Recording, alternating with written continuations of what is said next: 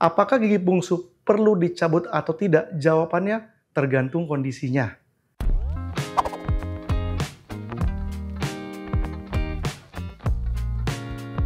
Halo Smile, saya dengan Dr. Gigi Arya, spesialis bedah mulut dan maksilofacial di Devia Dental Clinic.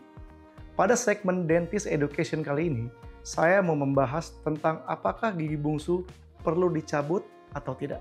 Banyak pasien menanyakan, apakah gigi bungsu perlu dicabut atau tidak? Jawabannya tergantung kondisinya. Oke, jadi gini, gigi bungsu pada intinya jika dia keluar atau erupsi, bahasa kita erupsi secara sempurna, maka dia tidak akan menimbulkan suatu masalah. Namun apabila gigi tersebut tumbuhnya miring atau dia tidak bisa keluar dari tulang rahangnya, maka dia bisa menyebabkan suatu masalah. Apa itu? Peradangan. Jika gigi tersebut ingin berusaha keluar, lalu dia tidak bisa keluar karena terganjal tulang dikarenakan oleh posisinya, maka dia bisa menyebabkan peradangan. Itu masalah yang pertama. Yang kedua, dia berpotensi menimbulkan masalah. Potensi apa contohnya? Contohnya, jika gigi bungsu rahang bawah tumbuh miring, terutama jika dia miring ke arah depan, maka dia akan berpotensi untuk menabrak gigi depannya. Yang akibatnya nanti dia dapat menyebabkan gigi depannya ikut berlubang, dikarenakan gigi bungsu tersebut ingin berusaha keluar dari tulang. Oke, apakah gigi bungsu kalau tidak dicabut akan bermasalah ke depannya? Bisa menimbulkan masalah, bisa tidak menimbulkan masalah. Bagaimana kita mengetahuinya? Dengan melakukan observasi. Bagaimana melakukan observasinya? Kita melakukan ronsen panoramik secara berkala. Minimal bisa 1 tahun sekali atau 2 tahun sekali. Jika sudah kita ronsen, konsultasikan ke dokter spesialis bedah mulut. Banyak juga pasien saya mempertanyakan kepada saya, "Dok, gigi bungsu itu memiliki fungsi nggak sih?" Oke, begini. Jika gigi bungsu tersebut erupsi atau tumbuh dengan sempurna, baik yang atas ataupun yang bawah, maka dia memiliki fungsi yang sama seperti gigi-gigi geraham lainnya, yaitu untuk fungsi pengunyahan.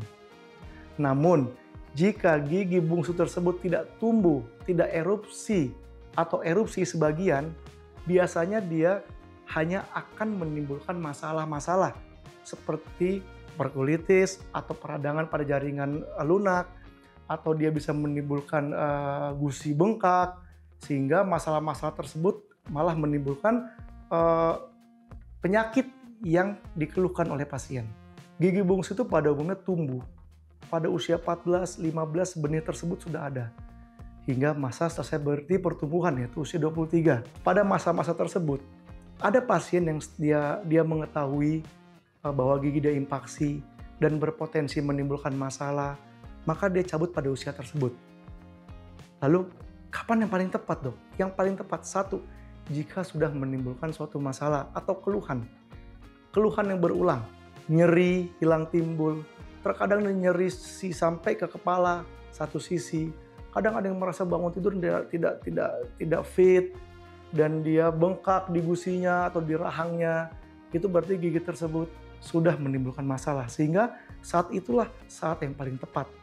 Lalu Dok, jika tidak menimbulkan masalah, bisa dikatakan tepat? Bisa. Jika tadi saya sampaikan, jika saat di panoramik atau di ronsen, gigi tersebut miring dan berpotensi menimbulkan masalah atau menabrak gigi depannya, sehingga menyebabkan gigi depannya nanti malah rusak, itu juga sudah saatnya gigi bungsu dicabut. Jadi konklusi dari apa yang telah kita bahas pada segmen kali ini, gigi bungsu tidak harus selalu dicabut. Namun gigi bungsu walaupun tidak menimbulkan masalah, tapi dia bisa berpotensi menimbulkan suatu masalah. Bagaimana kita tahu? Ronsen panoramik secara berkala. Setelah ada ronsen, konsultasikan dengan dokter spesialis bedah mulut. Apakah gigi tersebut berpotensi menimbulkan masalah sehingga perlu dilakukan pencabutan, atau masih boleh kita menunggu atau observasi pada tahun berikutnya untuk melihat apakah gigi bungsu tersebut semakin berpotensi atau akan menimbulkan masalah di masa yang akan datang.